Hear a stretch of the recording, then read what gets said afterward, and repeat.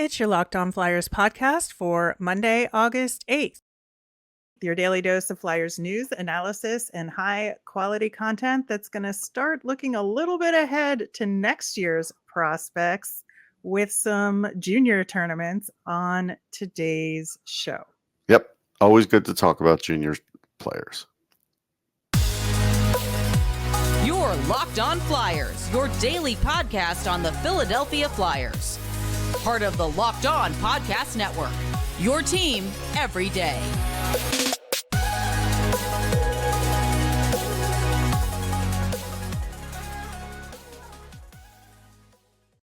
Hello, once again, I am Rachel Donner. You can find me on Twitter at rmiriam. I'm here as always with the brilliant Russ Cohen, who's on Twitter at Sportsology.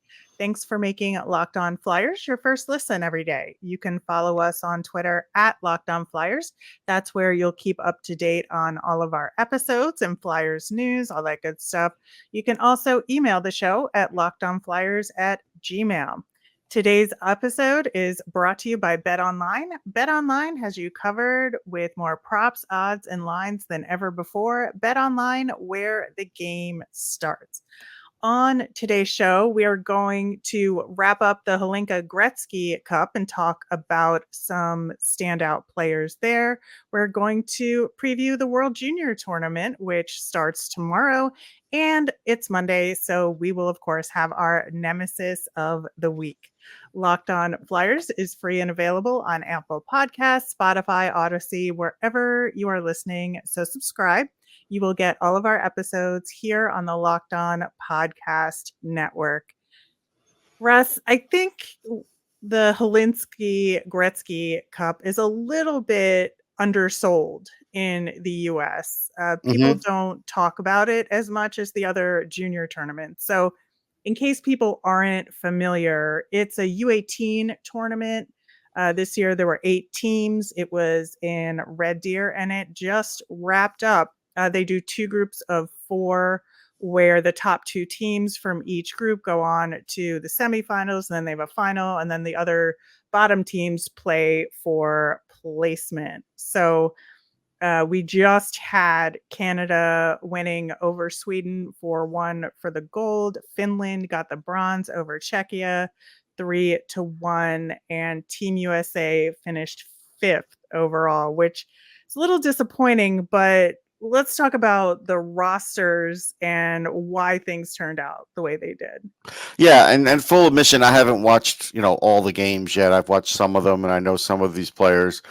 So I did highlight a fair amount of the players. The only thing I could tell you for sure that hurt the U.S. was there was no NTDP players. So the fact that they didn't have any of them, that's always like you're in that next tier then. So that's a part of it. So player-wise, if we do talk about the U.S., Will Whitelaw, really good right winger. I like the way he played around the net. He's got a great wrist shot. It's got a quick release. Really good on the power play. So he was one of those guys that will have staying power in the draft. Quentin Musty definitely will be somewhere in that top 20 range. I'm not going to get crazy and start calling everybody top 10 because I don't want to have to go back and fix everything later. It's too early in the season because this is like, maybe 5 to 7% of what you should be thinking about for the prospect for the year. But Musty, good size at 6'2", 200, really great skill, a very accurate shot. One of his wrist shot goals was just tremendous. And if you give him time to shoot, you're screwed. Like, he's one of those guys, you give him an extra second and he'll kill you. So he was a really good player for the U.S. Now, if we get to Canada, Cam Allen, defenseman, he's fast, he's physical, very safe clears. He's really fast in transition. That backward skating is tremendous. And, he'll pinch up when he's necessary. He's going to be a high pick. Brent Yeager, too, really like him. He's a guy that goes back door a lot. It's like an NBA play, but he does get behind the defense, and a lot of times they'll get that pass to him right on the hash mark. Very good at that. Accurate wrist shot. Really good stick and puck skills. Good along the walls. He'll be a really high pick. For the Swedes, Otto Stenberg will be a very high pick. Left winger, great wrist shot. He's very fast. the release on his wrist shot is tremendous, especially on the power play. So he's another one that will be a high pick. And Chalet for the Czech Republic will be a high pick for Czechia. Fast skater, skilled, gets to the net. He's one of those guys that draws the defense to him, and he could either pass or shoot at that point. Really like him, very tricky. And there were a lot of players I liked on Finland. Like Finland, to me, this is going to be a very good Finnish draft. The guy who I actually like the most isn't the guy that necessarily everybody favors at the moment, but Tomas Aronin, who I think he had flu or something early on in the tournament, missed a game or two, still did really well. Just love his passing. He's great on the power play, decisive wrist shot. He can really pick it. He can really place it like even, like high glove. He's good at that already. And we know how everybody at the next level is good at that. Emil Jarvente is an interesting guy because, he's a left winger. He can make that cross ice pass. I like him in the offensive zone. He's quick and he can score goals at speed. He's also another guy really good on the power play. And then Kasper Halutinen, really like him, right winger. He couldn't hold back Musty when he was coming down the wing on him, but Musty's 6'2", 200. That's kind of hard. But he another guy that can power to the net, quick wrist shot, dangerous out there on the ice. So the Finns had some guys that definitely were trouble, and there were more players than this, but these were some of the players I wanted to highlight because it's early in the year, but the competition's good, and you're right. The tournament doesn't get a lot of press. It's starting to here. It has always gotten it everywhere else, so that's nice. I mean, Ivan Hlinka was a coach.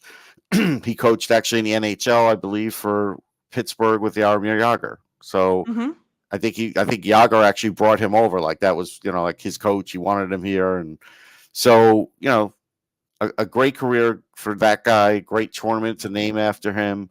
And so, yeah, I do think that we should talk about it more.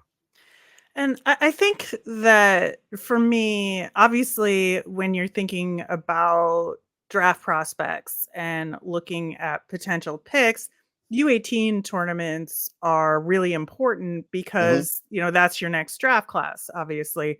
But I think there's absolutely a huge skill difference jump between the U18s and the U20 tournaments. We're going to talk about World Juniors next, which is a U20 tournament. But I think that understanding the difference between those two levels is really important in evaluating these prospects because they're, the older guys, even, just by a couple of years they're faster and they're stronger. And I think like the biggest difference I notice is in the board battles, especially. Yeah.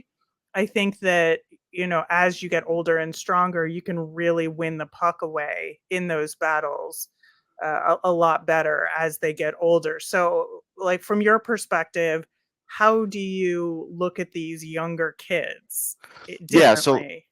So like as an example, like Cam Allen, who was in the crease just fighting guys off physically. I'm like, hey, this is great because if he's able to do this now at that age, then, he's going to do it even better in 2 or 3 years. So the fact that he's already got that in him and he's winning battles against players his own age, that's a big deal. Like that scores a lot of points with me. And so that's, right now, that's what you're talking about. All these guys are the same age. Now, when we do talk about like the World Juniors, you will have some younger players. That's why it's U20. So you'll have like, some 18s, some 19s, and then you'll have 20s too. Sometimes you even have younger than 18. So depending on the country, we've had younger than that.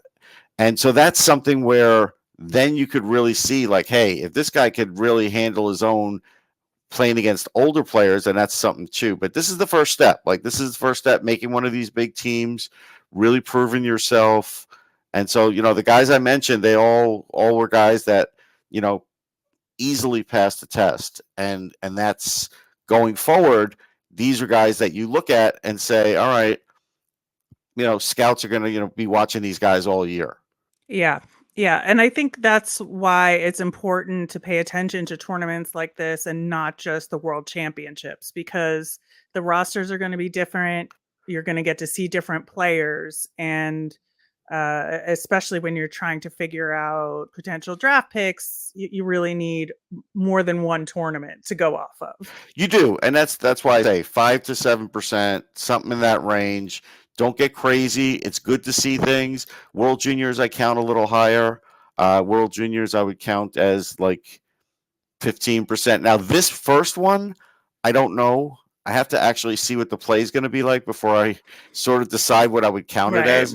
But normally, like regular World Juniors, the 2023 World Juniors, that's a good 25%. Like it's a massive tournament, and it's the world's best players, and it's a pretty big deal.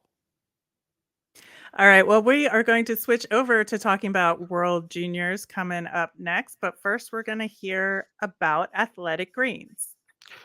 I want to take a moment to talk to you about Athletic Greens. I started using Athletic Greens because I wanted better gut health, more energy, optimized immune system, and I hated taking pills and vitamins. I wanted a supplement that actually tastes great. With one delicious scoop of Athletic Greens, you're absorbing 75 high-quality vitamins, minerals, whole force sourced superfoods, probiotics, and adaptogens to help you start your day right. The special blend of ingredients supports your gut health, your nervous system, your immune system, your energy, recovery, focus, all those things. If you if it costs you less than $3 a day, you're investing in your health, and it's cheaper than your cold brew habit. It's lifestyle friendly, whether you eat keto, paleo, vegan, dairy free, or gluten free. Athletic Greens contains less than 1 gram of sugar, no GMOs, no nasty chemicals or artificial anything, while still tasting good. Athletic Greens supports better sleep quality and recovery. It supports mental clarity and alertness. Right now, it's time to reclaim your health and arm your immune system with convenient daily nutrition. It's just one scoop in a cup of water every day. That's it. No need for a million different pills and supplements to look out for your health. To make it easy, Athletic Greens is going to give you a free 1 year supply of immune supporting vitamin D and 5 free travel packs with your first purchase. All you have to do is visit athleticgreens.com/NHL network. Again, that is athleticgreens.com/NHL network to take ownership over your health and pick up the ultimate daily nutritional insurance. All right, kicking off World Juniors tomorrow. That's Tuesday, August 10th. Man, I feel like a sense of deja vu here. It's so weird. It is so weird. We were talking about this last week. And once again, in the US, it'll be on NHL Network. And the groups are the same, but the rosters are different this time Right. around. Because teams were allowed to change their rosters. And so Group A is Canada, Finland, Germany, Czechia, and Austria. Group B is Team USA, Sweden, Slovakia, Russia, and Switzerland. Always love putting Canada and USA in different groups so they can't meet until the playoffs. Yeah. Looking at the roster changes that were made, they're pretty big. Because of the draft that has happened, and with kids getting ready to go back to school and colleges not wanting their players to have a chance to get injured in this tournament, the teams look a lot different. So would you say that our top teams have changed, or they're the same? No, I think they've changed a little. Like the U.S. doesn't have Drew Comesso in net, and we'll talk about um, the goalie. So I think, from that perspective, it changes what the U.S. might be. I think, Canada's still got a great team. I would think they're the favorite. It'll be interesting to see this group of Russians. They do have some very good players. One of them I'll talk about. And then you do always have the overachieving countries. You always have Sweden and Finland. They're always you have to worry about. And then maybe an overachiever that we'll talk about. Yeah, so usually, at least for me, the fun about World Juniors is rooting for Team USA because I have to, it's in my blood, but also picking an underdog team. That's kind of the fun team that everybody gets behind in these tournaments. And I think that obviously having a Flyers prospect on the team, Switzerland, is very attractive to me for that reason. But man, I really feel like they're going to get hammered in this one. Yeah, I think they might. It can be an unpredictable tournament, though, and that's what's fun about the World Juniors. It goes pretty quick. You have a couple of bad games, it could really decide your fate, right? So I look at it and I kind of think the Slovaks could be the underrated ones. I'm going to go with them. I'm going to talk about one later, but there's a few that are draft eligible. There's a few good Slovaks out there. Yeah, that's always a good team to pick, especially, their senior team obviously was a lot of fun during the Olympics. So keep that trend going of Slovakians. Yeah, yeah, and so that's who I'm going to pick for my fun team. All right. So we just mentioned some Flyers players in the tournament. Team Canada, of course, having two of them and two of the Flyers' kind of top prospects at the moment, Elliot Denoyer and Tyson Forster. Yeah, it's nice to see. I don't know if either of them will be a top liner, but that's okay because Canada is loaded with talent. But I do think they both could have an impact. I think Forrester might get more playing time simply because of the physical nature. They're going to ask him to, not only try and score, but try and dominate in the offensive zone and keep the puck. Where Denoyer, while he is a terrific skater and a great scorer, there's a whole team of terrific players and really good scorers. So I think this is a chance for Forster to really kind of show his employers, the Flyers, just where he's at. Like, I'm sure the Flyers will be there watching him, and and Torch should be tuning in just in case. Like, you just never know. Exactly. And I think for Elliot Denoyer, I'm looking forward to him getting some power play time. I Mm-hmm. think that'll be really key for him because, again, you mentioned with the size difference, I think that that's a place where he could potentially shine and use his skills and skating to really, show what he can do. Yeah, it's a great point, and it is something that's in his repertoire for sure. All right. Team Sweden with Emil Andre playing on defense. Yeah, he'll be their big power play guy, I think. Right now he's a guy that could really have a great tournament, especially offensively. He holds his own defensively, but he's an offensive specialist, and so that's they're going to be looking for him for quick breakouts and definitely to get the power play going, definitely to get the forwards going. And wouldn't shock me if he's captain. I haven't heard anything about it, but it wouldn't shock me. Yeah, I believe he's been at least in the leadership before. Yes. So he is like one of the more senior members of the team. So he should have at least, one of the leadership positions, if not being captain of that team. And yeah, I think like he sort of gets buried a little bit in Flyers prospect land just because he's over there. And so I'm really hoping he has a chance to show what he can do and really show that he's taken some steps forward. Yeah, I mean, if I'm a Flyers fan, like, what am I watching? This or Love Island? Like, come on, I'm watching that. All right. I think I mentioned having a Flyers prospect on Team Switzerland. Of course, that's Brian Zanetti from the Peterborough Petes. I don't even know what Zanetti is yet. I think he's an offensive defenseman. I think the skating's there, and I think this is a really good way for him to get on the map for Flyers fans, is to have a good tournament. His team will be good enough that I think he should be able to put up some points, but he could be a really key guy for them. And I'd really like to see him step up now and show us something. He was a lot of talk came out of him, in camp, when he was in camp, and so I would like to see him follow that through. Yeah, and he had a pretty successful season with Peterborough Mm-hmm. this past year and kind of, I think, outplayed expectations a little bit there. Yeah, So I do think that he has an opportunity here, especially on a team that's probably going to struggle. If he can have some good individual moments, that'll be a good thing for him. yeah, it would be great. All right, looking ahead to next year's draft, man, Team USA is tight because there aren't many guys on the team that aren't already picked. But interestingly, all three goaltenders are available, and Caden Mbereko is the only repeat goalie from the December roster. Yeah, I had seen him like in the All American Prospects game, and I think he played for Lincoln in the USHL. Saw him briefly there. Like he's decent. He's got a really good stick. He's a decent goalie. He's got some flaws for sure. And I think when we as we talk about Team USA's goalies, I think they all are slightly flawed.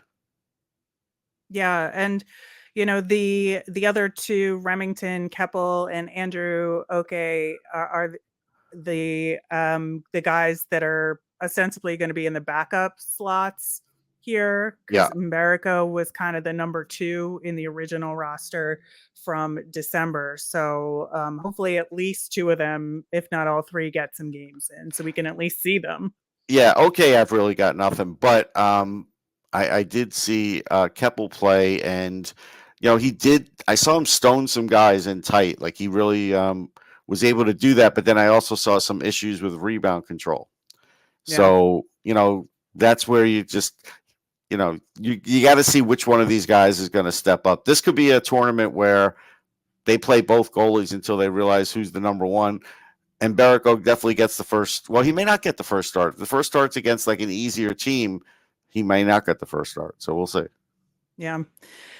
Charlie Stremmel is the only skater who's not previously picked. Where does he fall currently? Yeah, right now I kind of like him in the top 15. He could show me a little more scoring, but he's a guy I've watched for a couple of years. He's been in All American Prospects games and other things with the U.S. program.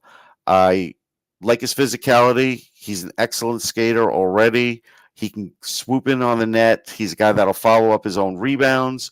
He's got a very good stick defensively, and he's physical. And so it's 6'3", 215. He gets in the crease. He's good at tip-ins. This is something where he could really he could be a force for them if he's on, because he's got good hands. He's a big guy. If he puts it all together, it could be a big deal. All right, we are going to talk about a few more draft eligible prospects and give our nemesis of the week coming up next. But first, if you haven't tried Built Bar Puffs yet, are you depriving yourself of one of life's greatest joys? Guess what? There's a new flavor. Delicious, indulgent cookie dough. It's covered in chocolate. That's right, Built has done it again. Cookie dough chunk puffs have a light and chewy texture, real cookie dough chunks, and of course, once again, covered in 100% real chocolate. Plus, it's healthy for you. Cookie dough chunk puffs are only 160 calories and they have a whopping 15 grams of protein in them. Run to built.com to snag a box for you and the family. It'll be a perfect treat. Or you can find a really good hiding place and just hoard them for yourself.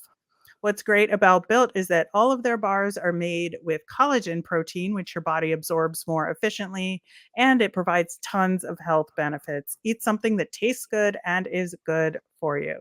You're going to love the new cookie dough chunk puff, whether you need a snack for your workout, a late night treat, or just need to grab a quick bite.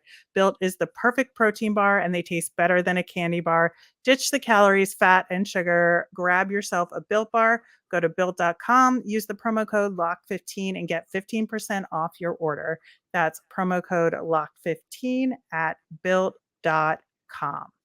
All right, getting back to the other countries' rosters, of course, the big star to look for is on Team Canada with Connor Bedard. Yeah, Bedard is just, tremendous skater with great edge work, great wrist shot, good, excellent one-timer. Terrific on the power play, terrific at really on every shift. Like he's a guy that you just sort of, you pull the string, the top starts spinning, and man, so does he. And it's hard to cover him. So he could put up goals quickly. Like he could get you 2 at the beginning of a game quickly. So he is the most dangerous guy in this tournament. Yeah, I think definitely against the weaker teams, he's probably going to put a lot of points up Oh yeah, on the board. yeah. He'll be one of the lead scorers. All right. Is there anyone else from some of the other teams we should keep an eye on? Yes, Matvey Michkov for Russia. Tremendous, another great skater. Not that big a guy either. Also, tremendous shot. He's another guy with just a bullet of a wrist shot. You blink and it's in there. He always finds that open space on the ice, so he will be deadly on the power play. Really can hurt you 5-on-5. He'll be another one of the top scorers in this tournament. David Reinbacher for Austria is an interesting one because he's a 6'2" defenseman. He's already like got a very steady stick on defense. He's really good at one-timers. He wins most of his puck battles, blocks shots, and he'll pinch in when he needs to. So he's a fun guy to watch. And Dalibor Dvorsky from Slovakia, he's a guy that's got a lot of flair. So if he's on the power play, scores on the one-timer, he's going to sort of do the Olay with his hand. Very exuberant, always has the stick down, really good stick and puck control, and excellent hockey IQ. So he's another guy to watch out for. That's why I'm going to be watching him closely. We are going to wrap up with our Nemesis of the week. If you're newer to the program, each week on Mondays, we look at the week ahead and say, what is our Nemesis in the world of hockey or for Flyers fans? And last week, we had talked about the Eric Lindros trade on last Monday's show. If you haven't listened to it, go back and do so. It's really good. And we were just talking about some rule changes in the NHL to make the game safer related to the concussion issues that he experienced during his career. This week, it's World Juniors related for me, and it's being too hard on the kids. We do have to remember that these are younger players, and this is a huge deal for them, lots of pressure. And we have to remember they're not NHL players, and mistakes will happen. Yep. Absolutely true, and there is a ton of pressure. Like you said, they're on TV, their families are there, they're watching. Yeah, I do try and point out the good. If there's a mistake made, sure, I'll point it out, but I don't rip these guys and say, "Oh, he's terrible. He's a terrible player." You won't hear that out of me. Yeah, I think that's the absolute right approach. We are going to finish up with our Flyers fun thing. I picked this one because I just got absolutely trounced in a game of Trivial Pursuit. Did not I go haven't played well. that. I haven't played that in 20 years. Yeah, did not go well for me. So I wanted to feel better about myself. And I said, I know I'll do some Flyers trivia because I know I'll do well on it. And so we're going to link to like a fun little Flyers trivia quiz. And if you want to like feel good about your Flyers knowledge, I think that's a good. Are we going to have the listeners go up against you and see if they're better than you, or you don't want to put that out there? No, I already did it, and I think all I right. only got one wrong on the whole thing, so I feel pretty good about that. But if somebody gets them all right, they should let us know. They should. They should, absolutely. All right, that'll do it for today's show. We're going to be back again on Wednesday. We're going to revisit the Flyers paying the Arizona Coyotes to take Shane Gostisbehere, and if let's revisit that. Yeah, see if it was the right move then. Does it feel okay now? And what does that mean for the Flyers moving forward? As a reminder, we always want to hear from you. So send us in your mailbag questions via Twitter at LockedOnFlyers. You can email us at lockedonflyers@gmail.com. I'm Rachel. I'm on Twitter at rmiriam. That's RMIRIAM.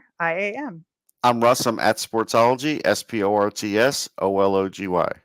You made us your first listen today. Now make your second listen, Locked On NHL. Locked On experts give you a daily 30-minute podcast on all things NHL all year long. Stay up to date on everything in the hockey world with Locked On, your daily NHL podcast.